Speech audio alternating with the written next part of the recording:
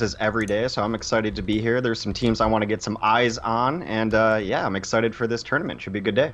Yeah, it should be a pretty good day, honestly. I've looked at a few of the lineups, a few names that kind of strike. Of course, Sody Pop did show up. FaZe was originally going to play it, but Sody Pop ended up taking their spot because FaZe ended up dropping out. But Sody Pop will be playing, so that's going to be a team to watch. But Pulse Bomb, I was looking at some of the lineups, and Mitrar is going to be playing on that lineup if I'm not mistaken, and he's normally a UK player, of course, from Germany. Used to play on Overwatch King, so it'll be interesting to see if that ends up working out if they're actually going to be playing with Mitrar. But some interesting names, some interesting teams, and should be at least an exciting tournament for, like you said, discovering some of the teams that we'll be seeing in the next few months.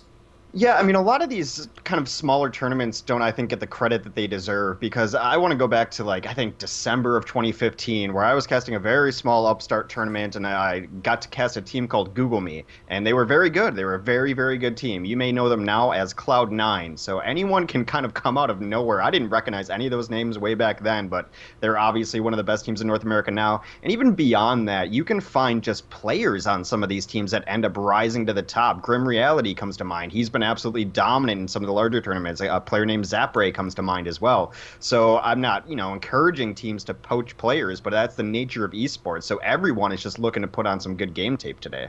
Yeah, and a more recent example to bring up is, of course, FaZe with Oh No, the team that really just came out of nowhere. And if you talk to most of the Yeah. members, besides Moffat, I believe, or one other, maybe it's not Moffat, but one of their players has closed beta experience. The rest were all got the game when it launched and have been playing since. And like you said, two of those members did get moved over onto FaZe. They did take that opportunity, and so it is definitely a way to go around. And another one that was actually talked about it yesterday on the Overwatch Open was um, Grim Reality. Apparently, that he's Yeah. had a few offerings and stuff, but Sody Pop very happy, and they're going to the Atlantic Showdown, so or not the Atlantic Showdown, the Overwatch Open. So worked out for them, and so I mean, there's two ways to go about it, but definitely lots of examples of players going from one team to another, or from sticking with their team and going a decent way into the spotlight these days.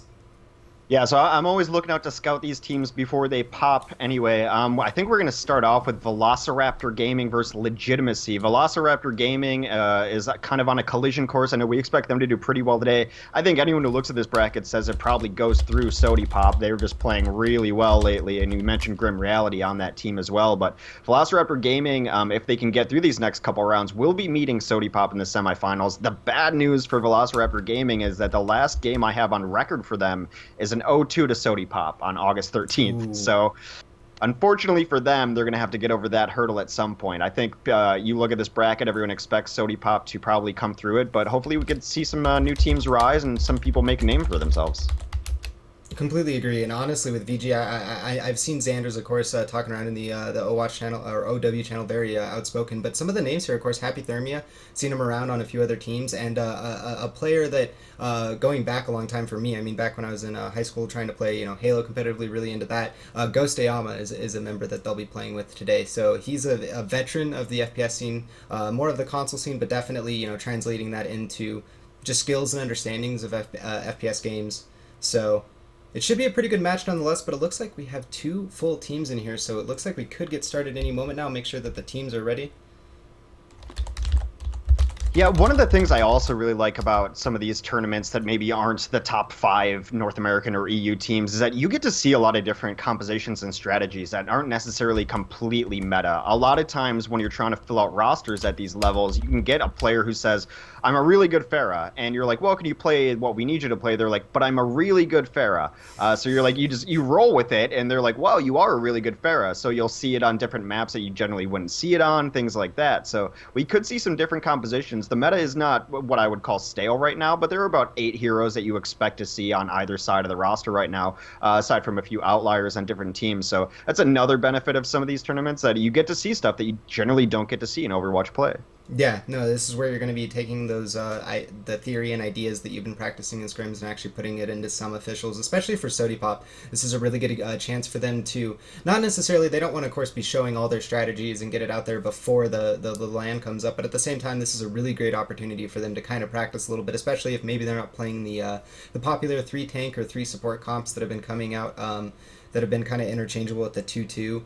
Some teams have been really liking to play those and been doing really well with them, and some teams have just been having a hard time with it. And like you said, I think one cool thing that we've seen recently too is like Energy pulled out a Winston Junkrat on attack for the qualifiers of the Overwatch Open on Dorado. So stuff like that, these teams have kind of been practicing here and there before Energy really showed it, because I mean they're more scared to show it in officials than some of these other teams are.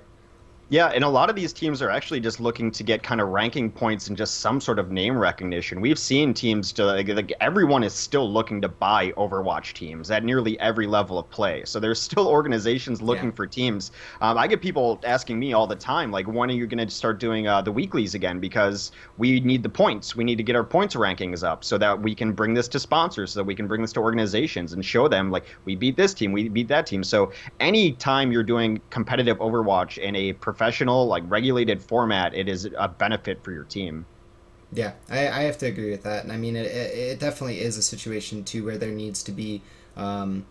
it's hard to find that consistent entry. A lot of these tournaments don't always get the same recognition as others when it comes to points, when it comes to coverage, other stuff like that. So it is really important to be able to get out there and win those matches. But on the other note, I kind of want to pick your head a little bit here with the topic of the meta right now, because we are waiting on apparently the teams are banning the maps, guys, so we'll be getting into this in just a moment.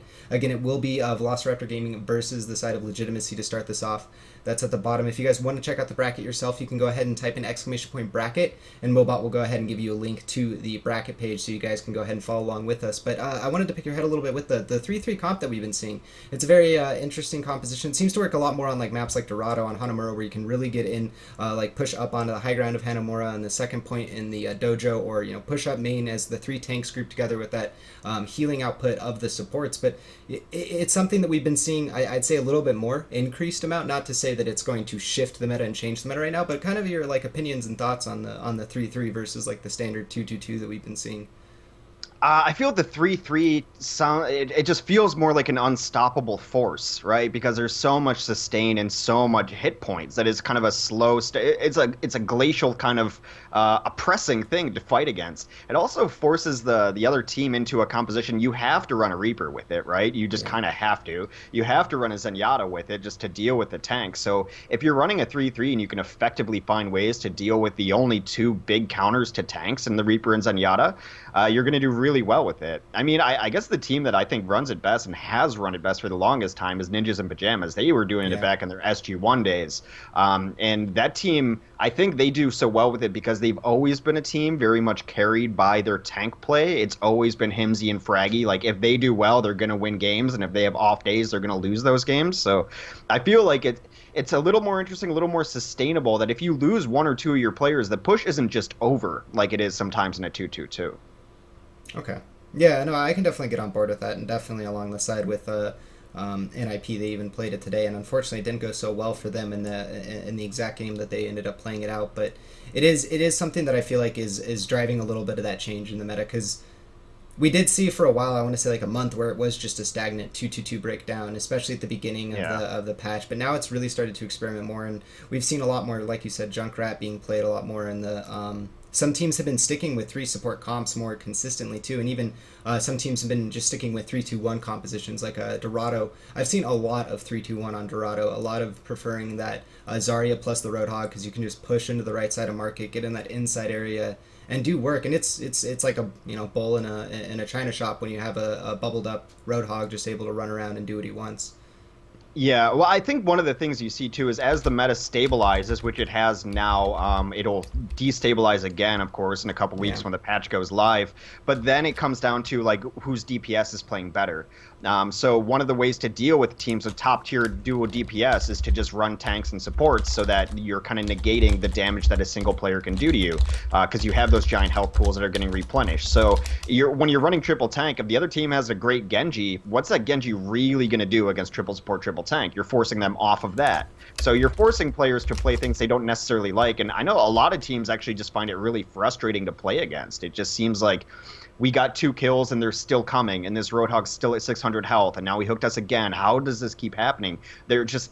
Teams struggle to find the appropriate amount of damage to deal with all of the just beef that you have on the ground. Yeah, I was having a conversation with a FaZe player, and the part that he really said that's annoying to play against is that they do have to have execution to play it, of course, but if you make a misstep against that kind of composition, it just, like you said, it snowballs immediately. You lose so much ground, you lose so much tempo, and it's built upon that. And also, like, teams that play it really well.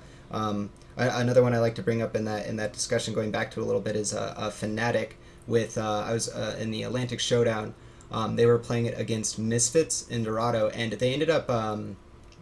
Buds was playing the Roadhog, and Buds just like never took a breather until his life was under duress. And most of the time they were winning the fight, so his life was never under duress. So at the end of the pushes, he'd be sitting at 100 HP, and he'd just sit there on top of the cart and let his supports go ahead and get their ultimates up a lot quicker. So I thought it was really cool to see that a lot of teams are now starting to think of the contra. Well, if Roadhog is a ult battery for the enemy team, why can't he just be an ult battery for us as well and our supports? Yeah, that's a great point, too, and that's why I think you see a lot of the success of Ana in that composition as well, or Ana, as some people call her. It's because you hit those shots. Her ultimate already charges pretty fast, yeah. And if you get in that position where you're going to get 500 healing on your Roadhog because he's just chilling, you're going to have ult up for that unstoppable Reinhardt. There's still no good answer to an Ana ulted Reinhardt. I guess your own Ana is the best answer, maybe a McCree flashbang, but even then you only slow him down for a second, so teams have not necessarily figured out the terror that is ultimate Ana Reinhardt. So yeah, I think that's a great notion that you've discovered, that teams are finally figuring out, like, well, if Roadhog feeds them, why can't we use them to feed us? Now it takes a really smart Roadhog player to do that, who's taking some damage but not too much. But yeah, that's a great point.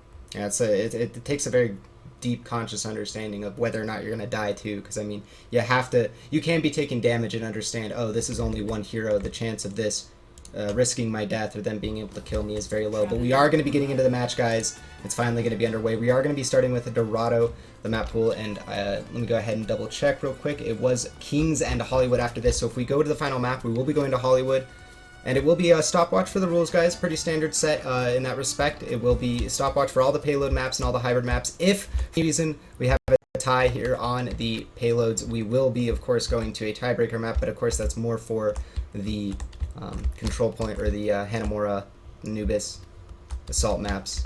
We'll go ahead and get into the introductions, though. Go ahead and start with the defense. They should be running out with their compositions that they'll be starting with and not trolling us, but we'll find out in just a second, as it is going to be Bowser over here picking up a Reaper. Ghost Ayama, he's going to be picking up the tank. We have Happy Thermia picking up an Ana, and he was a tank player last time I watched him, so interesting shift in position there. As we have Magnus picking up the Winston. Xander's going to be picking up the Zenyatta, and then last but not least is Kava. I'm just going to call him Kava. He's going to be picking up the McCree as their DPS player. It's Kabaya. Kabaya. You can't just, pass over that. It's a game to say. Well, offensively, I'm going to give them a moment here, but it looks like they're lining up in a pretty standard 2-2. Is Legitimacy Gaming. Tawa will be on the McCree. We've got Tawa and Kavaya on McCree, interesting enough. Finale will be on the Lucio. Dog Soldier 11. He'll just be Dog Soldier to me. Reinhardt's Typho will play the all-important Zarya. Mosino will be playing on the Genji, and Paris is going to be on Zenyatta. So I think one of the things we talk about with the triple tank is, yes, it's triple tank, but Zarya is always in it. Zarya, I think, is still one of the most underrated players in all of Overwatch. Yeah, I have to completely agree there. Zarya can have such a huge impact on fights. Not only, the first thing that really drew me to her was her CC negation ability, but defense already going to be looking for a flank and an early play with Bowser's positioning. I feel like they definitely went to engage her before the archway and played a little bit aggressively. Now, this could go bad for them if they wipe, but maybe they're just going to back off to market. Yeah, it's going to be interesting. Are they going to rotate and go defense in the arch? No, they're going to come over the top. They are going to go ahead and engage. Winston's going to get flashbanged up, and Ghost Ayama, though, he goes low already at the beginning. Defense losing members, but they have traded out, it looks like, as Dog Soldier, Finale, and Tawa are pretty low. Dog Soldier being dead, and now Typho super low, but they're just not able to clean up the kills. Happy Thermia and Xanders are going to be the last two members alive, but it looks like they are going to end up going down in the offense. It was just such a crazy fight because they ended up going super low, Finale and Tawa, but they did not die. It continues to surprise me when teams just don't use the defender's advantage on this map. Now, a lot of teams will take that high ground early on, try to get poked, then rotate hold through the arch. The arch is a great place to hold. It's hard to get into, so they tried to collapse on him. Did not work out. They're going to try to collapse again. Dog Soldier goes down off the bat, and the defense is finally going to get a fight that they wanted. We see Typho having to back off already. Bowser's going to take out Finale, and looks like the offense is going to go ahead and have to back off. So like you said, they did want to try to get another engage, and this time it ends up working out for them. And ultimate charge-wise, this is really weird because the offense kind of won that first fight pretty handily, although the defense got a lot of damage in, didn't get the kills. They do have good ultimate charge going into this next fight. Yeah, defense is going to be fine on alt. Mortal Enemies and Reaper and Winston teamed up for 5 kills. They're both going to have ultimates ready here. So Winston's not the most impactful of ultimates unless you really just need to buy some time. With the cart where it is, they might need to buy some time here. Offense really on kind of a slow push here. They got to be careful with their Genji, who has very little charge on his Dragon Blade. He got discorded, so he's not getting a ton of damage done so far. Well, it looks like the defense isn't going to waste any time. They're going to go ahead and engage with that Earthshatter. We see the Genji in the background, but he's not doing anything. The kill feed lighting up so far for the defense. Xander's going to claim the last life, and it looks like the offense is going to have to back up. The side of Legitimacy looking for a little bit of high ground control over here with the Genji and McCree, but Winston's going to deter them from that quite quickly, and they're going to have to reset and figure it out again. 2 minutes left on the clock. Yeah, so, I mean, just trying to get to know teams, it looks like Velociraptor is a pretty aggressive defense. They want to force fights. They want to take it on their own terms. This next one's going to be brutal. This Death Blossom, they don't see it coming. It's right above. That charge is going to do quite a bit, but this Death Blossom, like you said, it could already do quite a bit for them. It's going to get, it looks like 2 kills. Magnus and Kavaya going to go ahead and help clean that up. And it looks like Xander's will as well. Bowser chiming in on the last kill. We're following out Moss, but he's going to end up going down as he gets chased down by the Winston himself. And now the offense is starting to get to that scary point here, Hex, where they're not going to have a lot of time to really figure out in-depth executions. They're going to have to just play with the fragging potential and ultimates. I mean, I guess they traded out the Graviton for the Sound Barrier. I think that's an okay trade. You want more out of your Graviton than that. I think it's more valuable. So this is just going to be a huge Q battle of the offense with bigger advantage with their ultimates, though. Oh, there. Shatter absorbed by Ghostoyama. Great timing on that shield. It will only hit on the Magnus. And now that Xander's is also going to use the Transcendence. Ghostoyama getting the kill onto Moss is going to cut off that Dragon Blade. Didn't get any value out of it. Looks like his Tawa's the only kill from the offense. Defense pushing out still, going into basement. Only one member left really alive from the defense or offense after that, the side of Legit. One hero as he backs off. I believe it was Finale nonetheless. And he just hasn't gotten a good opportunity to find a sound barrier. I mentioned how Magus and, you know, Winston's Primal Rage is maybe not the most impactful ult, especially in this situation, but there it was as Paris came in and tried to get his Transcendence up, got knocked super high into the air. No one was protected in that Transcendence. They got 2 kills while Zenyatta was floating in the sky. And now this, I don't know if the offense is going to have the opportunity, especially with that charge. They feel kind of awkward about it. They're not engaging. They're kind of just staying back on the outside of the arch, kind of letting the defense go into it. But Dog Soldier will go ahead and take out Ghostoyama from that greedy charge, and this could be their opportunity. Typho pushing forward. Caveat does take out Paris, though, so they're down a member already, and the Deadeye coming out from Caveat could just put the stops on this push, but it looks like it doesn't get anything. Barrier is going to absorb all of it. Bowser's going to go ahead and pick up a double kill, triple kill, quad kill. Death Blossom assisting with that. He's going to go ahead and clean up the last one of the left click. That makes it a 5K for him, and that's going to completely shut down that offensive attempt, and we have a full hold. Pentakill from Bowser. You know, after that first fight where I thought they came in pretty aggressive and they probably should have just held in the archway, they looked like a different team. And it was Bowser and Magus on the secondary defense, bringing the cart back to safety. Then Bowser yet again initiated the second fight, third fight rather, with the Death Blossom right there, just absolutely cleaning up. So he is making a nice little showing so far, at least on his Reaper play. We'll see what he can get done. It looks like he's going to play Genji this next round.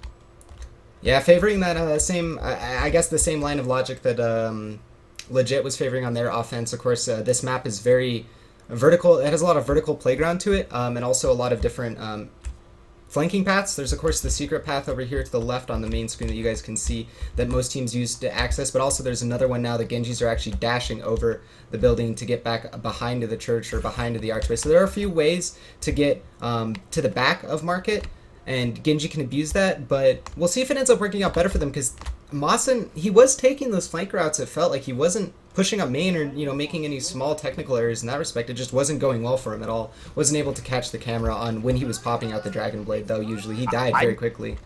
Yeah, I don't know if he got a Dragon Blade off. I know it took him very long to charge. It wasn't ready until about halfway through that round.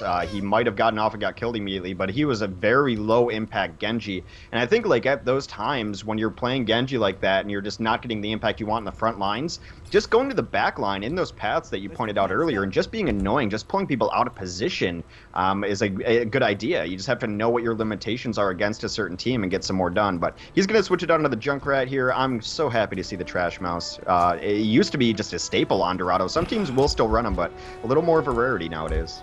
Yeah, and honestly, he's just so good on this map and for defense in pretty much every respect, of course, because you can also sit in that left side room. It's just such a nice cove for him, but maybe it is the triple tanks that have kind of slowed down his play, but looks like the offense is going to be going for a engage comp here. No Reinhardt being run right now. They know they only need to get the payload just basically to the fountain, not too much farther into market, and both of the tanks going to be sitting behind the payload, but I imagine in just a second, Happy Thermia has already actually taken off one as he takes out Paris. There is a trade, though, so Xanders will go down. Both Zenyatas are going to be dead already, but they do still have both of these tanks to engage, and Caveat's going to go ahead and get himself a kill, and with Magnus pushing in, or Magus pushing in, they have a lot of beef right here in the front. It's going to buy a lot of space for its DPS in the background. Bowser's going to take out Moss. I'm not sure how that happened. He did up to the Riptire, though, so pretty much a critical mistake there in some respect, because now no Riptire available. Payload's going to be pushing, and it doesn't look like the side of Legit is going to have any members in the side of Market to get here in time to defend.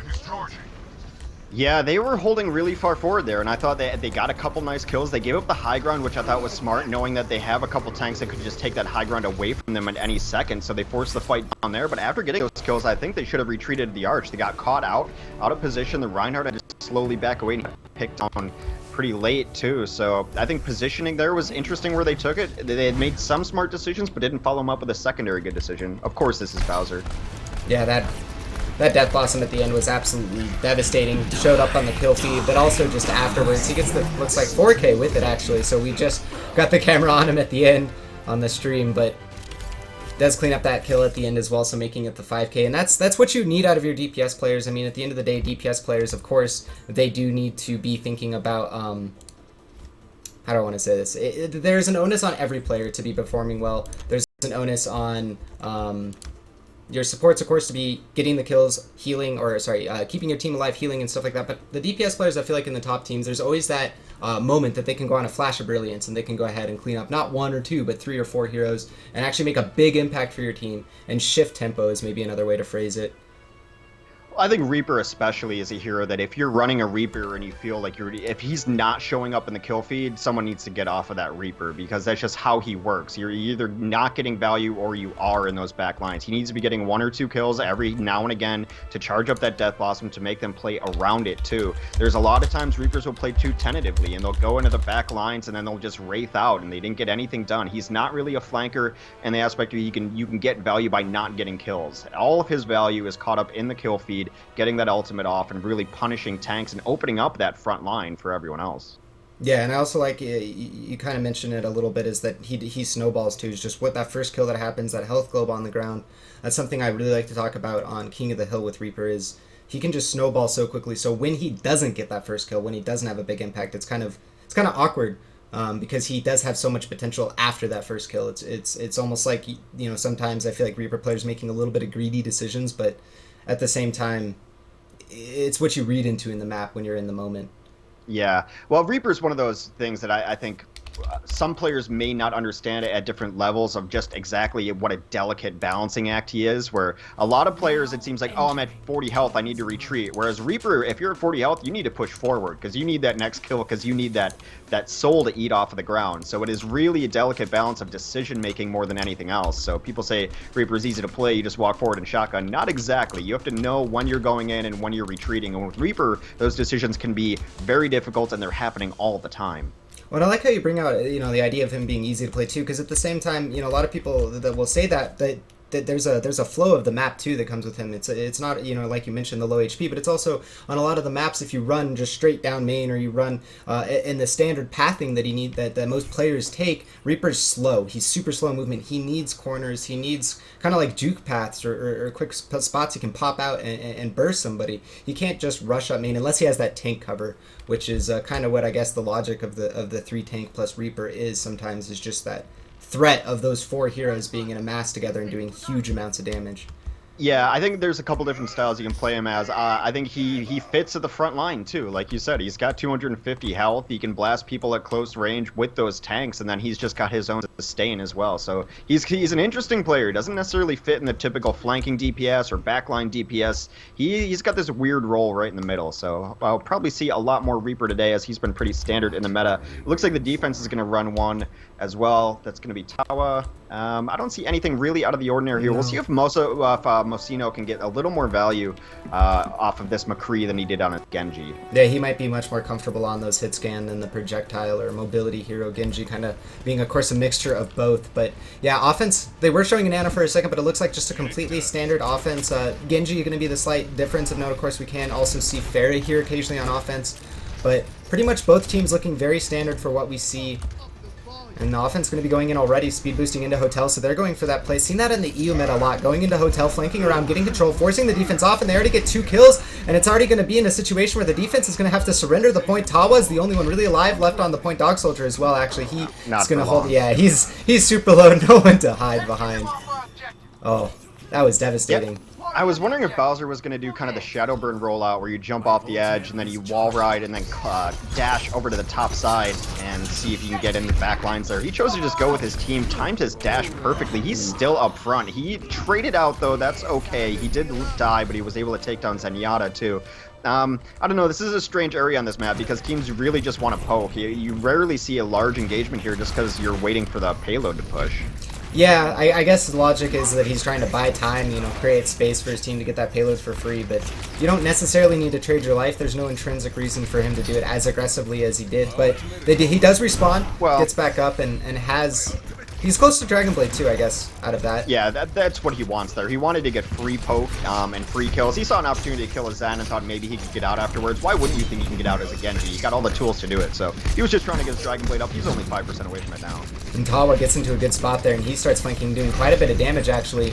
We look at Most, though. He's got that ultimate up. He's got that Deadeye. Whether or not he can line it up, that Earth Shatter from Dog, though. I was expecting Moose to go ahead and use the, or Moss to go ahead and use the Deadeye over it, but never mind. Xanders hits some long-range shots onto him, takes him out, and Xanders, he's been doing a lot this entire game so far, as the Zenyatta, and the last game, getting a lot of kills for his team in the background. But it looks like Bowser's going to go ahead and get the Dragon Blade up, get a double kill, triple kill, cleans up all of the remaining defensive members, and in the back, Xanders once again chimes in on the kill feed.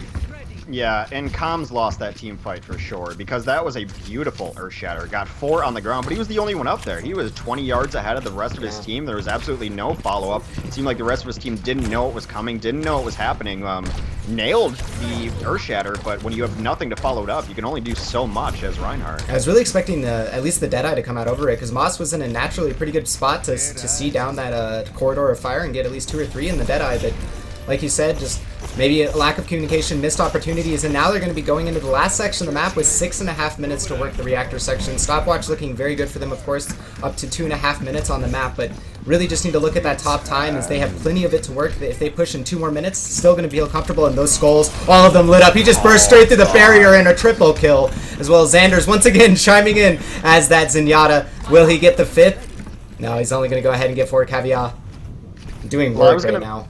I was going to want to win that fight without using either of their tank ultimates. Tank ultimates are lockdown ultimates, which you need on this map to keep people from getting out of spawn and keeping the thing going. There goes one lockdown. It's on the edge, but they get locked on themselves in Graviton. Moss goes for a counter Deadeye, getting all those skulls, but only one of them was poking up over the cart. And it looks like their Shatter comes out from Ghost Ayama, knocking down McCree as well as other teammates, and he's caught on the side, but it doesn't matter. That will be the end of the map, and it looks like a time of 3:19 or 3:18 is what I ended up getting on the stopwatch, and that is a terrifyingly fast time. That's insane. But you saw exactly what I was talking about. Zarya went right. Reinhardt went left. They were going to try to just knock down anyone coming out of spawn. There was a nice Graviton to the right to lock them out of position there, because this is one of the maps where teams can trickle on and stall you out. And then if they stall you out and start getting a couple kills, you're in trouble because it's a long walk back to there. So you really want to save tank ultimates to finish out payload maps like this. That's exactly what they got, mostly because they killed everyone with the Deadeye. Didn't need more ultimates than that, but that is an incredibly difficult time. I would go so far to say is if they holds 1 or 2 pushes on this first point, that's it. Yeah, it's going to be incredibly hard if they don't get any momentum at the beginning. I mean, if they even if they lose the first fight, I think it's going to be difficult because, of course, you have to factor in just the space of the map, but also some of the factors that go into it. The payload coming out of point A, but also the I guess the parking barrier, whatever, coming down after the end of point 2. So there are about 10-20 seconds that you just have to factor into the map. So offense needs to win. I'd say that first engagement really hard, but maybe 2 fights, you're right. They have a little bit of extra time, but it's going to be rough if they don't get tempo early on in the match. If they lose one, it's rough. If they lose two, it's over. Like, it's just how fast it went. That cart was never slowed down, except for the moment where they're all on the ground on Earthshatter, but that was not cleaned up. They got wrecked after that, so they're going to have to pull out something we have yet to see from them from Legitimacy. And after this, if it ends up going the side of Velociraptor Gaming at the rate it is with their 318 push, they will be going ahead and winning the series 2-0. Moving on into the quarterfinals. Of course, guys, in the top left of your screen, you will be seeing the time left for the day in the payload maps. So you guys can see it along with us to see what is going on. But the offense, like we said, it is a one push, not making it. It's going to be a little rough. If they fail on two, it's going to be almost impossible for them to take it. And it looks like Bowser's already going to take out Typho. Tawa going down as well. Bowser securing himself 2 kills already, getting in close range. Shotgun blast at that distance with Hellfire shotguns, especially with the Discord Orb, are going to shred targets. 150, 200 HP, it doesn't matter. One shot, one kill, twice in a row for Bowser, and that's that first push. Yeah, that's all the way bad. Well, I guess the silver lining is that they lost it really quick. It wasn't like a slow push that they got beat on, so it doesn't really count, I guess. I don't know. But Bowser, again, continues to make a name for himself. Yeah, it's almost fishing in the barrel for almost excuses in some situation. They really do need to just pull up the pants and get going right now, because it's going to be a hard situation for them to continue to take this map if they don't win this next fight. Going into Hotel is 4-5. Looks like Bowser's going to claim himself another one, make it a second one. And Magnus at 81, a charge, going to be able to start dishing out huge amounts of damage, but don't need to look at anyone besides Bowser. Comboing up with that Discord Orb, great communication between him and Xanders, and that is just probably going to be the map right there. 1 minute and 10 seconds used up, and nothing gained. Bowser shredding through them. Yeah, I'm just kind of confused by the targeting and the target selection from Legitimacy. It seemed like they rolled through and really wanted to prioritize killing the Reinhardt first. They sent their McCree in to flashbang behind and try to get him, and while they were doing that, the Bowser just came from the backline and cleaned everyone up. So I'm just kind of confused where their primary engagement point is. Yeah, it seemed a little bit. I can definitely agree with that. And some of them didn't some of them didn't commit into going to Hotel. Some of them played around Statue, but a Death Blossom coming around the back from Bowser, and he's just trying to one-up every play he's done, making a 5K. Death Blossom doesn't quite get the 6K on the final kill, as Moss is able to escape, but Bowser was hunting for him, that's for sure. Oh, what a slacker! Only 5 kills. Pick it up, Bowser. Press one button, win the game. You gotta at least get all the kills, like. He had to get in position there. He pressed some other buttons. WASD is the Reddit. Yeah, those are buttons. Those are buttons, of course, but Bowser going to be continuing to do that and also using that left click well. Is aiming very well with these shotguns, and he's going to continue to push forward, actually cleaning up Dog Soldier. It looks like Ghostayama's going to get that kill. Ghostayama's going to say, hey, I can get kills as well. Cleans up 2, taking out Tawa as well. Playing very aggressively, landing up a great Earthshatter, but that's going to be 2.5 minutes so far, and it is safe to say it is impossible at this point for the side of Legit to go ahead and take the first point. Playing maybe a bit for a matter of pride here, as they do want to not lose the map, not taking the first point, but it's looking like it might go that way for them. Yeah, I don't think you're going to see GG's called, especially in games like this. Teams just want to get as much practice as they can. Like, well, we're probably not going to win the map. We're probably out of the tournament. Let's at least practice a push. Let's get something going for us. Let's try to do it. Let's do it like we've done in scrims, you guys. You know what we're supposed to be doing, and we're just not doing it. Let's try to get one good fight here. And they do have some tools to work with, Deadeye and a Transcendence, but no synergy between the ultimates that they have up right now, but they will have an Earthshatter soon, so maybe they could get that set up the damage ultimate, but the defense, of course, has them in spades in every single category. In fact, they pretty much have all the ultimates that they have and more, as there's going to be the Transcendence going off from Paris. They're going to try to take the fight, but a little bit of an overlap as the Soundbarrier goes out for the last half of the duration of that Transcendence, and the Deadeye comes out from behind the barrier. Ghostayama getting a kill. Bowser Caveat, oh, it's just everyone here on the defense cleaning up as they're getting in there, focusing them down. And that was just a great set of wombo combos. Hard to call who's getting the kills because they were just throwing in all the ults, all the abilities. Xander's really the only one outside of Bowser who didn't have it to not use an ultimate there. Yeah, so far I've been really impressed with Velociraptor's positioning here. The Transcendence came in and they wanted to aggress on it, and they just slowly walked back through the arch, which is exactly what you do in that situation. You wait for that to go away, the Graviton afterwards, and the cleanup followed. And once again, Bowser's going to be going in for the Death Blossom. We were on his teammate over there on Xander's to see what he was going to end up doing, but we should have been on that Death Blossom. One of the 2 of those Death Blossoms will be play of the game. I wouldn't be surprised if it was the first one, though, because that was just a very, very clean Death Blossom. 5 kills right off the bat. I mean, the only negative I can say about Bowser's play is I'm not in love with that skin, but other than that... I mean, he's representing the backstory. He's different. He's not going with the standard, as they say, edgelord or mariachi. But let's see, we'll be pulling up the brackets. The winner of that first round of 16 is going to be Velociraptor Gaming. Legitimacy is now out of the tournament. Velociraptor Gaming is going to move on and play Pulse Bomb, which we both expected to happen. We talked a little bit about them earlier. In the other quarterfinal on that side of the bracket, Zell will be facing Sodipop. So I think we're probably going to stick, and of course this is up to you, with Velociraptor and Pulse Bomb, and then see who wins that, because I think they'll probably have to play against Sodipop unless Zell comes out and really surprises. Yeah, that was kind of my plan with it when I was looking at the bracket. It looks like the top half of the bracket, not knowing as much about the NA scene as I would like to, unfortunately, but basically looking at it, the bottom half of the bracket is where there's going to be a lot of excitement, at least from names that we have seen before, and also just kind of, I guess, decides who's going to be the team to beat going into the finals. Definitely have to agree that Pulse Bomb versus Velociraptor should be a pretty exciting match, and that is where we'll be going next. Again, Pulse Bomb, I don't know too much about them, except for the fact that I have watched quite a bit of Mitchar back in the day when he did play on Overwatch Kings. I've seen him play a little bit. He stopped by and played on Anox for a little while, and then another team as well he's been playing. So Mitchar had been playing on a bunch of different teams, mainly in the European scene, but now it looks like he's going to be coming over and trying out a little bit in the NA scene, and see how they match up there. But nonetheless, guys, this is, just to remind you, the Go4 Overwatch NA August Finals. These teams are going to be playing for some awesome sponsors, or awesome gear from our sponsor, Thermaltake, as they are going to be playing. Winner takes home a nice RGB brown keyboard, or the Poseidon Z RGB brown keyboard, as well as the Ventus Z mouse. So one of the players not quite up to date with proper wear for gaming will be able to secure that, as well as good recognition, to be fair. If any team beats Sodipop, that by itself will get them a lot of recognition too. Recognition, points, you put down game tape. I think teams may be looking for a Reaper, where you're going to see what Bowser's buyout is, because that was a pretty impressive Reaper play. And yeah, we talked about it a lot. There's no downside in playing in tournaments like this. You put down game tape, and you know how you get points for rankings and stuff is you play in games. You definitely get 0 points by not playing in tournaments.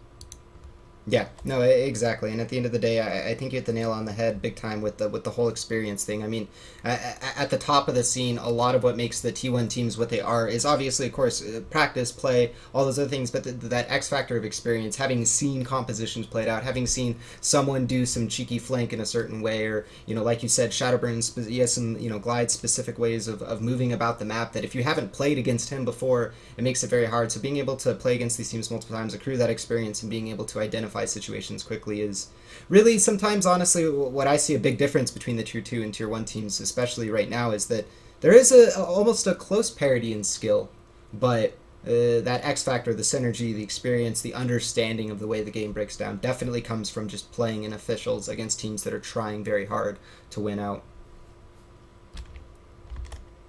Yeah, absolutely. But that's going to be it for the round of 16, guys. We will be bringing you the round of 8 action next. We are going to take a short break, of course, so we can go ahead and get everything set up for you guys.